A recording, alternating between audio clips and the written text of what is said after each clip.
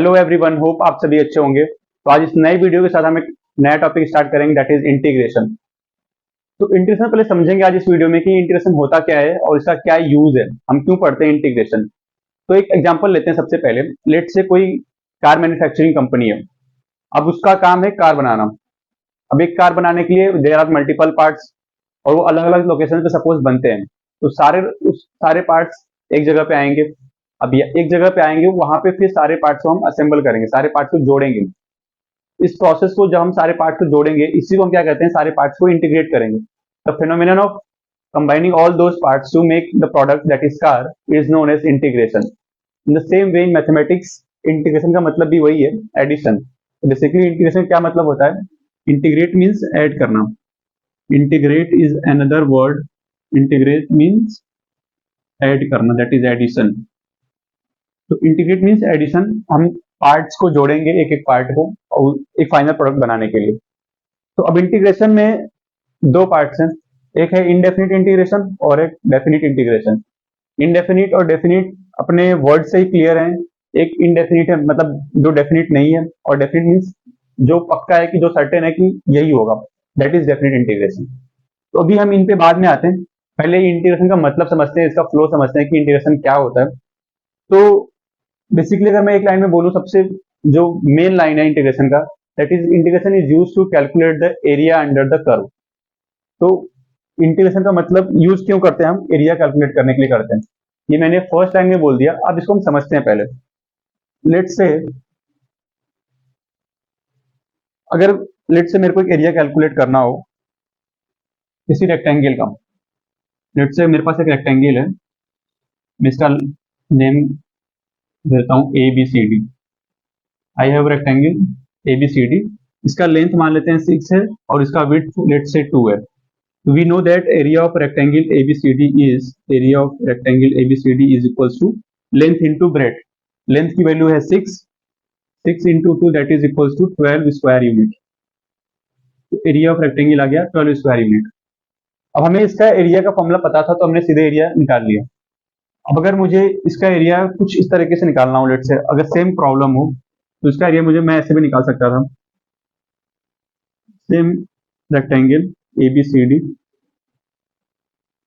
इसका विड्थ अभी 2 था, तो मैं इसको 4 पार्ट में डिवाइड कर देता हूँ।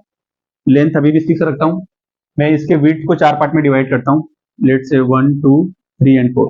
इसका विड्थ हो गया 0.5, सारे का विड्थ हो गया 0.5, तो चारों का मिला के हो जाएगा 2। अब अगर मैं एरिया ही कैलकुलेट करना है, तो मैं चाहूँ तो एक एक स्ट्रिप का या फिर एक एक रेक्टेंगल बोल सकते हैं। Rectangle 1, rectangle 2, rectangle 3 and rectangle 4। तो अगर मुझे लिखना हो area of rectangle ABCD in another terms, तो मैं लिख सकता हूं area of rectangle 1 plus area of rectangle 2 plus area of rectangle 4। इस तरीके से भी मैं इसी एरिया को कैलकुलेट कर सकता हूं, सेम रिजल्ट आएगा मेरे को। Let's see.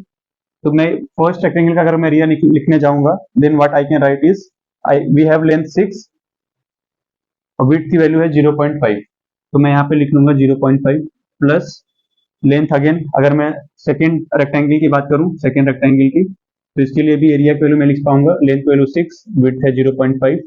थर्ड के लिए भी सेम यही होगा एंड फोर्थ के लिए भी सेम यही होगा। तो मैं लिख सकता हूँ, चारों कॉमन है, तो 4 इंटू एक का कैलकुलेट कर लेता हूँ, 6 into 0.5 that is equals to 4 into ये हो जाएगा 3, now that is equals to 12 square unit. ये मैंने सेम एरिया कैलकुलेट करने के लिए मैं ऐसे भी निकाल सकता था एरिया। मैंने क्या किया, मुझे फॉर्मूला पता था यहाँ पे 6 इंटू 2 12 स्क्वायर यूनिट, एकदम सही है। अब मैं इसी सेम प्रॉब्लम को मैंने 4 स्ट्रिप बना दिए, 4 रेक्टेंगल बना दिए अलग अलग, और उसका मैंने एरिया निकाल लिया, सेम आ रहा है रिजल्ट। ठीक है, थोड़ा और आगे बढ़ते हैं, समझते हैं अभी क्या क्या डिस्कस कर रहे हैं। तो लेट्स से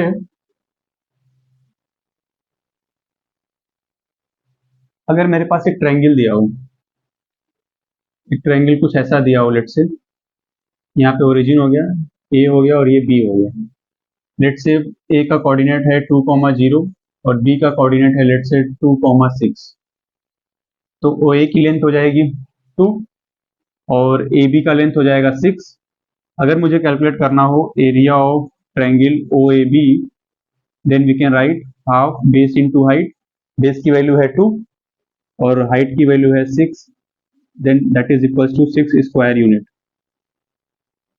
इस केस में हम ये जो कर्व बना है, सॉरी मतलब जो ये ट्रायंगल बना है, इसका एरिया लिखने के लिए मेरे पास फॉर्मूला था, तो हमने फॉर्मूला यूज किया और हमारे को आंसर मिल गया। बट लेट्स से अगर हमारे पास कुछ ऐसा कोई इक्वेशन दिया हो, कोई कर्व बनाना हो, अगर हमें y equals to let's say x square, तो इसका ग्राफ कुछ ऐसा बनेगा। अब लेट्स से कि एक लाइन ड्रॉ कर लिए x इक्वल्स टू 4 की। अब x इक्वल्स टू 4 की एक लाइन ड्रॉ कर लिए। अब अगर हमें बोला जाए ये ओरिजिन O है, ये पॉइंट A है और ये पॉइंट B है। Now we have been asked to find the area of region covered by OAB। तो जो ये वाला रीजन आ रहा है पूरा टोटल, हमें इसका एरिया निकालना है। अब डायरेक्ट फॉर्मूला तो एज ऑफ नाउ हमारे पास कोई ऐसा डायरेक्ट फॉर्मूला नहीं है कि हम जैसे यहाँ पे हाफ बेस इनटू हाइट किया, हमारे को रिजल्ट मिल गया। बट इस केस में हमें अगर एरिया कैलकुलेट करना है, देन हमारे पास ऐसा कोई फॉर्मूला नहीं है डायरेक्ट फॉर्मूला कि हम फॉर्मूला यूज करें और एरिया निकाल दें इसका। अभी के लिए ये वाला कर्व है, और सपोज एक और कर्व बना लेता हूं मैं, y equals to x cube का, y is equals to x cube curve बना लेता हूँ। ये हो गया curve y equals to x cube का। अब यहाँ पे भी एक लाइन ड्रॉ कर लेता हूँ कोई भी, लेट से x इक्वल्स टू 2 कर लेता हूँ।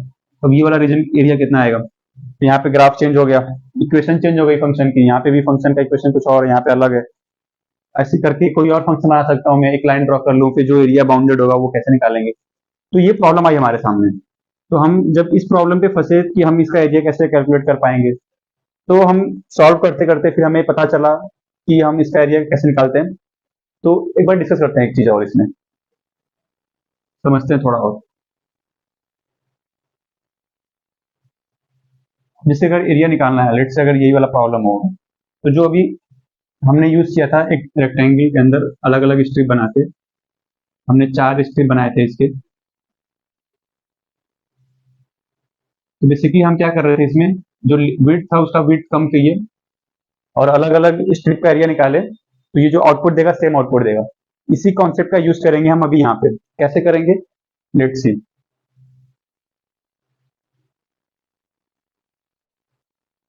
तो मैं कह रहा हूँ कि मुझे इसका एरिया निकालना है। अगर अभी हम सिर्फ इंटीग्रेशन का मतलब समझ रहे हैं, इसके डेप्थ में नहीं जाना कि हम कैसे इंटीग्रेट करेंगे, कैसे कैलकुलेट करेंगे। अभी हम सिर्फ समझ रहे हैं कि इंटीग्रेशन का मतलब क्या है, वो समझ रहे हैं अभी से।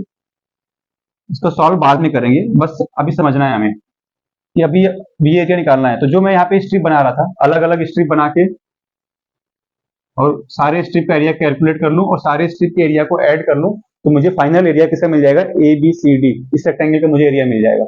अब अगर इस केस में अगर मैं स्ट्रिप बनाने चलूँ, स्ट्रिप कैसे बनाऊंगा, लेट से मैं यहाँ पे एक स्ट्रिप बना लेता हूँ, स्ट्रिप नंबर 1, और मैं यहाँ पे दूसरा स्ट्रिप बना लिया, और यहाँ पे मैं एक थर्ड स्ट्रिप बना लेता हूँ। अगर नेम करना हो तो लेट से 0, ये पॉइंट हो जाएगा 1 2 3 4, इसको x इक्वल्स टू 5 मान लेते हैं, ईजी हो जाएगा थोड़ा। तो अगर मुझे y कोऑर्डिनेट्स लिखना हो इस पे, मुझे पता है कि ग्राफ किसका है, y equals to x square का। तो यहाँ पे पॉइंट हो जाएगा, y कोऑर्डिनेट कितना हो जाएगा, मैं इसको बोल देता हूँ 1,1, और यहाँ पे हो जाएगा 2,4, ये पॉइंट हो जाएगा 2,4, और ये वाला पॉइंट हो जाएगा 3,9, और ये वाला हो जाएगा 4,16, and this one will be 5,25। तो अगर मैं स्ट्रिप नंबर 1, और ये हो गया स्ट्रिप नंबर 2, और ये हो गया स्ट्रिप नंबर 3, और ये हो गया लेट्स से यहाँ पे स्ट्रिप नंबर 4, अगर मैं इन चारों स्ट्रिप का एरिया कैलकुलेट कर लूँ, चारों स्ट्रिप का एरिया कैलकुलेट कर लूँ और उसको जोड़ लूँ, देन वी विल फाइंड कि जो मेरा एरिया OAB से बन रहा होगा, जो मेरा एरिया बन रहा होगा ये OA और ये B, OAB से जो एरिया बन रहा होगा उससे कम आएगा। क्यों कम आएगा, क्योंकि जो ये वाला एरिया है ये हम कैलकुलेट नहीं कर रहे हैं अभी। अपने जो इन स्ट्रिप का एरिया निकालेंगे उसमें ये वाला एरिया हम छोड़ दे रहे हैं, हम इसको कैलकुलेट नहीं कर पा रहे हैं इस ए स्ट्रिप बना के। तो इसको मतलब हम जो एरिया कैलकुलेट करेंगे वो हमारा कम आ रहा है एरिया एक्सपेक्टेड एरिया से। इसको कैसे सॉल्व करेंगे, तो पहले अगर हम एरिया निकालना होगा हमें इसका, तो कैसे निकालेंगे।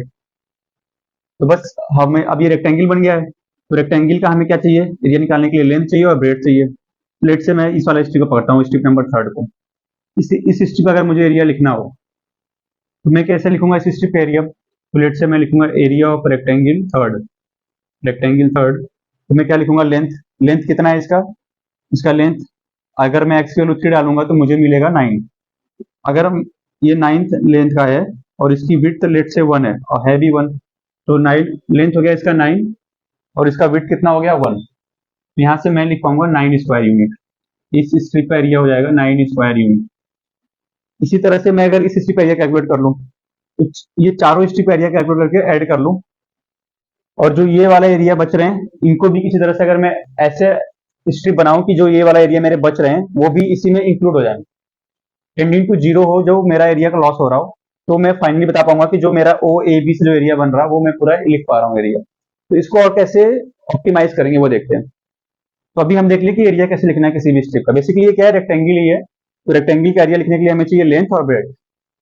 ठीक है, अब आगे बढ़ने से पहले दो कॉन्सेप्ट समझते हैं। पहले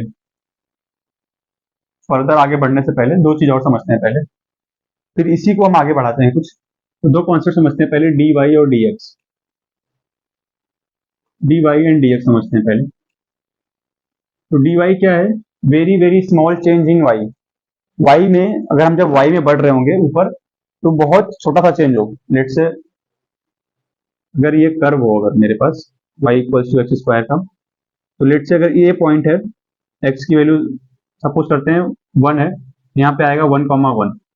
तो मैं थोड़ा सा ऊपर बढ़ जाऊंगा, अगर यहाँ पे थोड़ा सा ऊपर बढ़ जाऊं, मतलब अभी तो मैं यहाँ पे ऐसा डाटा लिया हूं ताकि दिख पाए थोड़ा सा, बट ये बहुत कम हो। बहुत कम मतलब ये suppose 1.00000 infinite zero and then 1, तो बहुत कम हो, तो उसको क्या बोलेंगे यहाँ पे डी वाई को, इस लेंथ को क्या बोलेंगे, very very small change, very very small change in y, very very small change in y, very very small change in length, change in length in y direction. और इसी तरह से इसको क्या बोल सकते हैं, और अनदर वर्ड में तो इसको बोल सकते हैं हम infinitesimal small change, infinitesimal infinitesimal small change in y. तो डी वाई क्या हो गया, डी वाई क्या हो गया, वाई में बहुत बहुत माइन्यूट चेंज जिसको बोलेंगे डी वाई। इसी तरह से डी एक्स क्या हो जाएगा, डी एक्स हो जाएगा एक्स में बहुत बहुत छोटा सा चेंज। लेट से अगर यहाँ पे जो x की वैल्यू 1 थी, 1,0, बहुत हल्का सा, मतलब मैं अभी थोड़ा डिस्टेंस पे बना रहा हूँ, मतलब 1.00000 करके फिर लास्ट में इनफाइनाइट जीरो लिख के 1 लिख दें, मतलब बहुत कम। इसको लिख सकते हैं हम infinitesimal small change in y, infinitesimal small change in y. तो डी वाई और डी एक्स को पहले क्लियर करते हैं। डी वाई क्या है, वाई में जब हम बढ़ेंगे ऊपर कर्व, किसी भी कर्व में जब हम वाई में बढ़ते हैं ऊपर तो बहुत स्मॉल चेंज होगा जो वाई में होगा, उसको बोलेंगे डी वाई। और डी एक्स क्या है, जब हम एक्स एक्स एक्सिस पे किसी भी पॉइंट पे आगे बढ़ेंगे, लेट से अगर मैं यहाँ पे एक्स की वैल्यू 2 है तो 2 से बहुत थोड़ा सा आगे, मतलब 2.00000, मतलब जो डी एक्स है वो इसकी वैल्यू क्या होगी, 0.000, इन्फाइनाइट टाइम्स जीरो लिखने के बाद लास्ट में 1 लिख दिया, तो कुछ वैसा है ये, बहुत स्मॉल चेंज। तो डी वाई और डी एक्स हमें क्लियर हो गए हैं। तो थोड़ा और आगे बढ़ते हैं। तो अभी सपोज जो हमारे पास रेक्टेंगल का एरिया यूज निकालते हैं हम, अगर रेक्टेंगल कुछ ऐसा हो, रेक्टेंगल सपोज ऐसा है कि इसका लेंथ सपोज वाई हो और इसका विड्थ जो हो डी एक्स हो। रेक्टेंगल का नाम दे देते हैं ए बी सी डी। तो अगर अब मुझे लिखना हो इस रेक्टेंगल का एरिया, तो मैं लिखूंगा area of rectangle A B C D is equals to length कितना है वाई और विड्थ कितना है d x, y into d x, that is equals to y into d x. तो इस स्ट्रिप या फिर इस रेक्टेंगल का जो एरिया आएगा वो आएगा y into d x, y d x. ठीक है, अब हमें ये क्लियर हो गया। अब लेट से इसी स्ट्रिप में मैं एक और स्ट्रिप ऐड कर देता हूँ, सेम विड्थ का, सेम विड्थ का ऐड कर देता हूँ। लेट से मैं यहाँ पे ये हो गया ए बी सी डी, यहाँ पे सपोज एक्स और वाई आ गए, और ये वाला स्ट्रिप का भी लेंथ डी एक्स ही है, इसका भी length, sorry width D x है और लेंथ अभी भी वाई है। तो अब अगर मुझे एरिया बताना हो दोनों स्ट्रिप का कंबाइंडली, फॉर एग्जाम्पल मुझे एरिया बताना है, अब मैं यहाँ पे रफ करता हूँ इसको।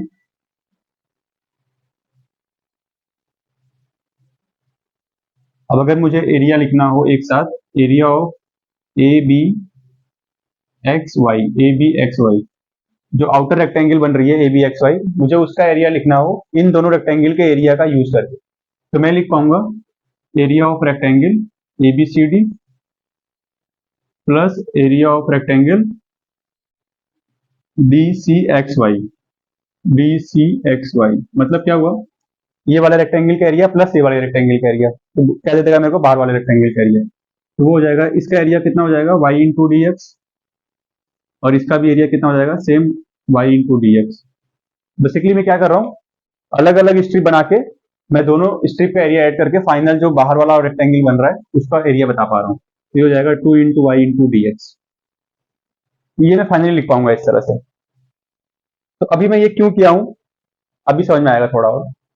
अभी इसका यूज मैं यहाँ पे करने वाला हूँ, अभी ये चीज का यूज मैं इसमें करूंगा इस ग्राफ में, तो अभी इसको मैं रफ करता हूँ।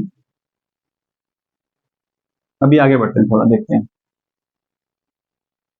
तो अभी हमारे पास क्या प्रॉब्लम आ रही थी यहाँ पे, कि जो मैं स्ट्रिप बना रहा था उसका मैंने विड्थ थोड़ा ज्यादा ले लिया, विड्थ में ज्यादा ले लिया, तो प्रॉब्लम क्या आ रही थी कि जो एक्चुअल एरिया है उससे मैं कम एरिया कैलकुलेट कर पा रहा हूँ, मतलब ये वाली एरिया छूट रहे हैं, ये वाला छूट रहा है, ये वाला गैप आ रहा है, तो मतलब मैं एक्चुअल एरिया को के पास नहीं पहुंच पा रहा हूँ।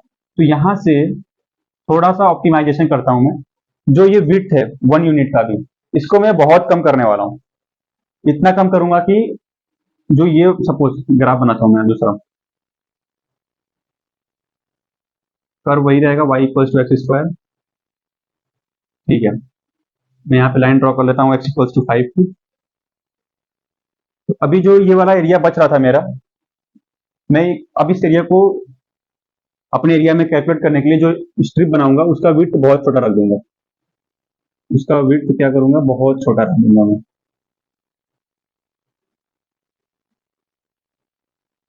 इतना छोटा रखूंगा कि जो वो एरिया बच रहा था वो अब टेंडिंग टू जीरो हो जाए। अभी भी हमें ग्राफ में दिख रहा है कि कुछ कुछ एरिया बच रहे हैं, बट ये लेंथ अभी मैं बोर्ड पे बना रहा हूँ इसलिए दिख रहे हैं, बट ये लेंथ जो विड्थ जो होंगे वो dx विड्थ के हैं। तो जो ये विड्थ अभी मैंने जो कई सारे रेक्टेंगल बना दिया, यहाँ पे मैंने सिर्फ 1 2 3 4 4 रेक्टेंगल बनाया था, बट यहाँ पे मैंने ऑलमोस्ट 15 के 10 या 15 के आसपास मैंने रेक्टेंगल बना दिया यहाँ पे। तो उससे ये हुआ कि अब जो ये एरिया यहाँ से आएगा, लेट से अगर यहाँ पे एरिया, अगर मैं लिखूं एरिया चारों से जो एरिया आ रहे थे, लेट से A1 प्लस A2 आ रहे थे, A1 plus A2 plus A3 plus A4, चार चार रेक्टेंगल बनाया, चारों से मान लो पहले वाले से A1, दूसरे वाले से A2, थर्ड रेक्टेंगल से A3 और फोर्थ रेक्टेंगल से A4 आया।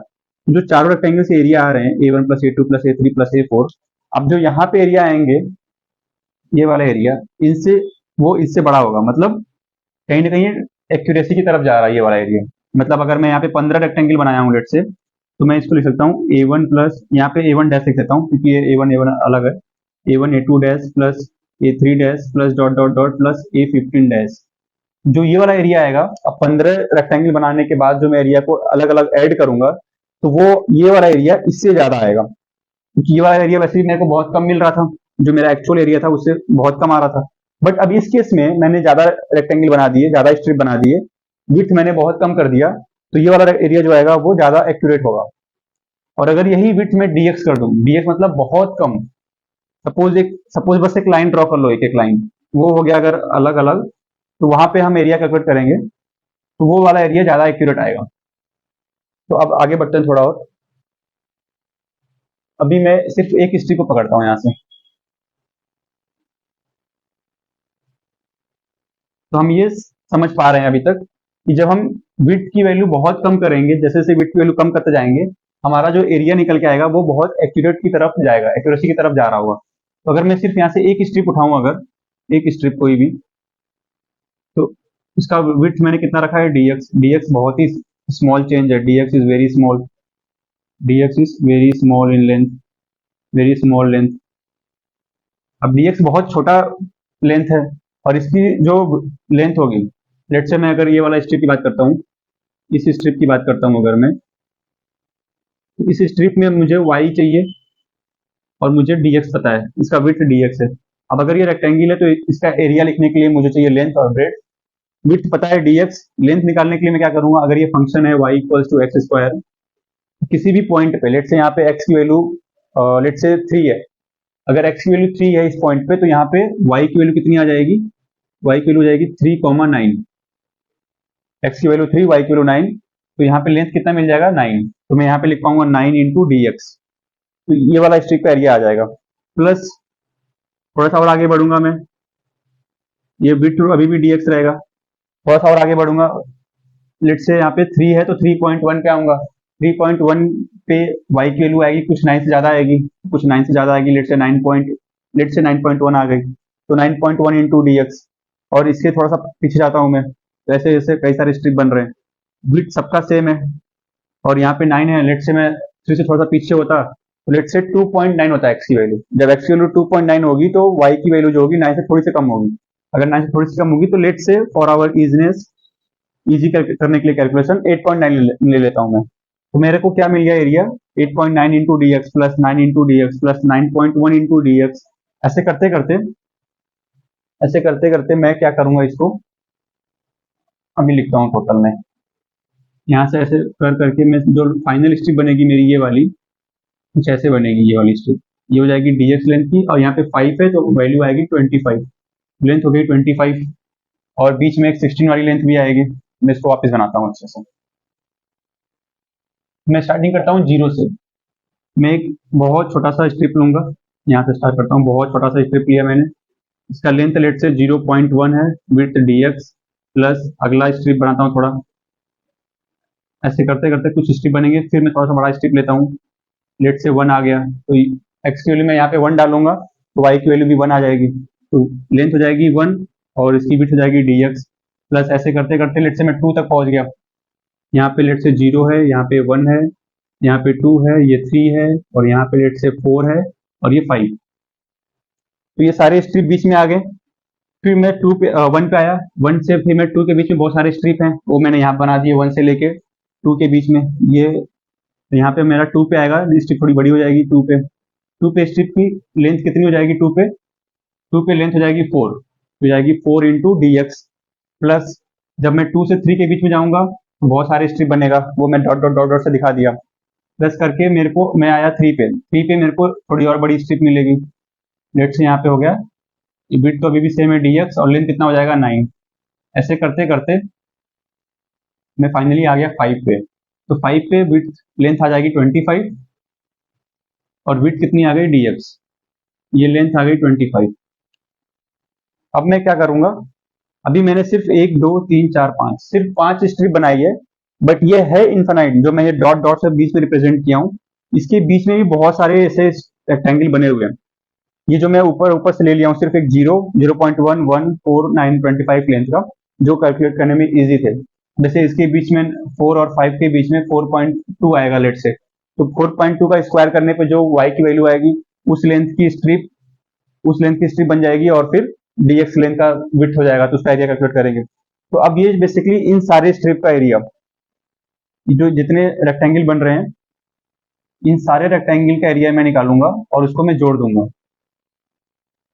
सारे रेक्टेंगल का एरिया निकाल के जोड़ दूंगा, तो मुझे जो ये कर्व, जो मेरा रीजन बनाया है वो ए बी, ये मेरे को एरिया किसके बराबर देगा, ओ ए बी के बराबर दे देगा, क्योंकि मैंने ओ ए बी को ही कई सारे रेक्टेंगल में डिवाइड कर दिया है।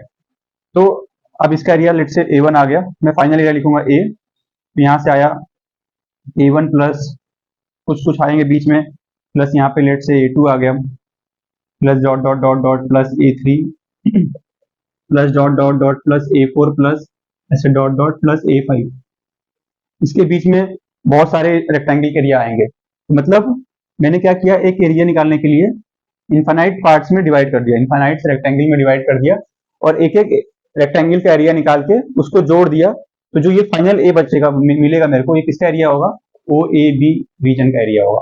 तो ये कॉन्सेप्ट है कि इंटीग्रेशन क्या करता है, बेसिकली ये अलग अलग रेक्टेंगल में डिवाइड करेगा इनफाइनाइटली मेनी रेक्टेंगल्स, जिसका विड्थ dx होगा, dx बहुत छोटा होता है। तो अगर मैं इसको एक बार में लिखूं, तो लेट्स से अगर अब इसको और समराइज करूं, मैं आगे बढ़ लूं थोड़ा, तो अभी तो ये मुझे क्लियर हो गया कि मैं क्या किया हूँ। अलग अलग इसको जूम किया हूँ थोड़ा, ये जो पार्ट मैंने यहाँ पे अलग अलग रेक्टेंगल बनाया है, इसी रेक्टेंगल को मैं यहाँ पे जूम करके दिखाया हूँ, ऐसे ऐसे अलग अलग कुछ कुछ रेक्टेंगल बनाते हैं। और थोड़ा समराइज करते हैं इसको, आगे बढ़ते हैं। तो लेट्स से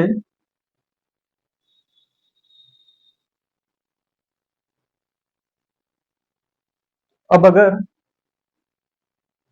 इसको भी रफ करता हूँ, ये आप समझ गए होंगे।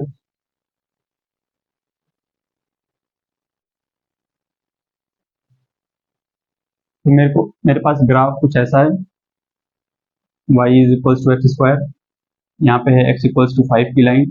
तो मैं अगर एक स्ट्रिप की बात करूँ, ये वाली स्ट्रिप, इसकी विड्थ है dx, लेंथ है y, फंक्शन का नाम है y equals to x square. तो अगर एक स्ट्रिप का एरिया निकालने जाऊँ मैं, तो मैं लिख पाऊंगा, अभी मैंने देखा है a की वैल्यू क्या है, हर जितने भी रेक्टेंगल बनाऊंगा मैं, सारे रेक्टेंगल का सम कर दूंगा एरिया का, वो आ जाएगा मेरा फाइनल एरिया OAB का। तो अगर अलग अलग पॉइंट पे अलग अलग x की वैल्यू पे अलग अलग y की वैल्यू आएगी, तो लेट से मैं लिखता हूँ y1 इंटू डी एक्स, क्योंकि एक स्ट्रिप एरिया कितना हो जाएगा, लेंथ अगर y हो तो विड्थ dx हो, एरिया हो जाएगा y इंटू डी एक्स। तो लेट से x की वैल्यू इसी x नॉट पॉइंट पे है, तो उसमें आएगी y की वैल्यू y1। अगर थोड़ा और आगे बढ़े तो y2 into d x plus, ये मैं क्या कर रहा हूँ एक बार बता देता हूँ। जैसे मैं x की वैल्यू यहाँ पे, इसी ये ग्राफ है, अगर x की वैल्यू 0 पे 0,0, जैसे थोड़ा सा आगे बढ़ा, लेट से मैं 1 पे बढ़ गया, तो 1 पे y की वैल्यू आएगी 1,1, तो y की वैल्यू 1 आ गई, तो मैं उसको y1 बोल रहा हूँ। वैसे अगर 2 पे आऊंगा, तो 2 पे y की वैल्यू आएगी 4, 2,4, तो y2 क्या है, 4 है। इसी तरह से 2.1 आएगा तो y3, 2.2 आएगा, तो ऐसे ऐसे करके मैं y1 y2 y3 में लिख रहा हूँ। ये हो जाएगा y3 into d x plus dot dot plus y into n into d x. अभी मैं n लिख रहा हूँ, मतलब मैं इस रीजन को n नंबर ऑफ रेक्टेंगल्स में डिवाइड कर दिया, और अगर यही n की वैल्यू मैं इंफिनिटी कर दूं, मतलब मैं बहुत सारे पार्ट्स में डिवाइड कर दिया, तो ये सिर्फ डॉट डॉट डॉट बचेगा। तो अब ये तो हो गया लॉजिकली कैसे लिखना है इसको। अब अगर मैं सिर्फ एक स्ट्रिप की बात करूं जो वेरिएबल लेंथ है y, तो यहाँ पे हो जाएगा y इंटू डी एक्स, एक स्ट्रिप एरिया। अब जो ये मैं ऊपर लिखा हूँ अलग अलग रेक्टेंगल का area in terms of y1 y2 y3, y1 into d x, ये y1 इंटू डी एक्स क्या है, एक रेक्टेंगल का एरिया है, और ये अगले रेक्टेंगल का एरिया है, वो ये उसके बाद वाले रेक्टेंगल का एरिया है। तो ऐसे इन्फिनाइट रेक्टेंगल बनाया मैंने इसके अंदर, तो इन्फिनाइट रेक्टेंगल के एरिया का एडिशन लिखा है।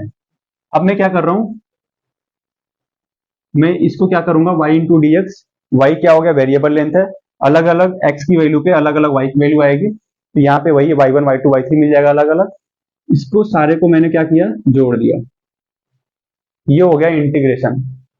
यही है इंटीग्रेशन का पावर, कि मैं इसको एक बार में कैलकुलेट करूंगा, और इसका जो आउटपुट आएगा, अब बाद में देखेंगे कैसे सॉल्व करना है इसको, बस इसका जो आउटपुट आएगा उसमें x इनिशियल यहाँ पे जो 0 कोऑर्डिनेट है, और यहाँ पे x की वैल्यू 5 है। तो बता देता हूँ थोड़ा सा, जैसे इंटीग्रेशन का ये तो साइन हो गया, ये हो गया sign of integration, sign of integration. और इसमें आगे पढ़ेंगे अभी हम डेफिनेट इंटीग्रेशन में, यहाँ पे होगा एक्स इनिशियल और यहाँ पे होगा एक्स फाइनल। क्योंकि अभी हम समझ रहे हैं इंटीग्रेशन क्या है, तो हल्का सा डिस्कस कर लेते हैं बस। यहाँ पे जो एक्स इनिशियल और एक्स फाइनल है वो क्या है, एक्स फाइनल है final position of x, final final value लिख लेते हैं, फाइनल वैल्यू ऑफ एक्स, और एक्स इनिशियल है initial value of x, initial value of x. ये हो गया इंटीग्रेशन का साइन। और ये जो मैंने लिखा है ये क्या है, बेसिकली ये हो गया लेंथ, और ये हो गया विड्थ। तो बेसिकली क्या है, एक स्ट्रिप का एरिया है y इंटू डी एक्स, वो स्ट्रिप ये वाली है y इंटू डी एक्स, एक स्ट्रिप एरिया लिख लिया। उसके बाद मैंने इंटीग्रेट कर दिया सारे जितने भी इन्फाइनाइट स्ट्रिप बनेंगे इसके अंदर, इन्फाइनाइट, वो सारे स्ट्रिप के एरिया को ऐड कर दिया। ये हो गया इंटीग्रेशन। तो अब समझ में आ गया हमें हल्का हल्का कि इंटीग्रेशन क्या होता है। इंटीग्रेशन बेसिकली क्या करता है, हम इसको अलग अलग पार्ट्स में डिवाइड करेंगे, और सारे एक एक रेक्टेंगल का एरिया कैलकुलेट करेंगे, उसको इंडिविजुअली ऐड करते जाएंगे सारे रेक्टेंगल के एरिया से, और हमें फाइनल एरिया मिल जाएगा किसका, जो भी कर्व ट्रेस हो रहा होगा इसके अंदर, ओ ए बी का एरिया मिल जाएगा। अलग अलग इक्वेशन होंगे, अलग अलग तरीके से रेक्टेंगल बनेगा और सारे रेक्टेंगल का एरिया ऐड कर देंगे, हमें फाइनल जो कर्व बनेगा उसके जो उससे एरिया कवर हो रहा होगा, लेट से कोई ऐसा कर्व बना हो तो ये वाला एरिया रीजन मिल जाएगा हमें। ये सब डिटेल में आगे पढ़ेंगे, बस अभी हम समझ जाते हैं कि इंटीग्रेशन क्या है, इंटीग्रेशन का क्या यूज है, तो हमें ये समझ में आ गया। तो बेसिकली हमने क्या देख लिया कि इंटीग्रेशन के एरिया को कैसे कैलकुलेट, जो भी कर्व दिया हो उसके अंदर एरिया जो उससे कवर हो रहा होगा वो एरिया निकालने के लिए ये तरीका है। अलग अलग पार्ट में डिवाइड किया, उसको ऐड कर दिया। तो आज के लिए हम इतना ही रखेंगे। अभी अभी हम सिर्फ समझ रहे हैं कि इंटीग्रेशन क्या है। अब हम समझेंगे कि इसको कैसे सॉल्व करना है। अभी तो हम सॉल्यूशन पे कुछ गए ही नहीं है, बस इंटीग्रेशन का मतलब समझें। तो अभी के लिए इसको अच्छे से देख लो, वापस वीडियो देखो, ये बहुत इंपॉर्टेंट वीडियो, बिकॉज फिजिक्स में भी हम बेसिक कॉन्सेप्ट्स ऑफ मैथ्स में जब पढ़ेंगे तो यही सब पढ़ेंगे, और फिजिक्स में बहुत यूज होगा इसका स्टार्टिंग से 11 से। और कैलकुलस पढ़ने के लिए हमें क्लियरिटी होनी चाहिए कि हम क्या इंटीग्रेशन में क्या कर रहे हैं हम।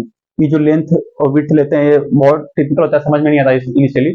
तो इसका प्रैक्टिस करो, समझो, अलग अलग पार्ट, कोई भी एक कर्व ड्रॉ करो, ऐसे कोई भी कर्व ड्रॉ करो, फिर उसको अलग अलग पार्ट में डिवाइड करो, फिर देखो कैसे रेक्टेंगल बन रहा है, एरिया कैसे लिख सकते हैं। Then you will initially then you will learn why how what is the use of integration। तो मिलते हैं अगली वीडियो में, फिर वहां पे हम देखेंगे इंडेफिनिट इंटीग्रेशन और कैसे सॉल्व करना है, वो भी हम स्टार्ट करेंगे उस वीडियो से।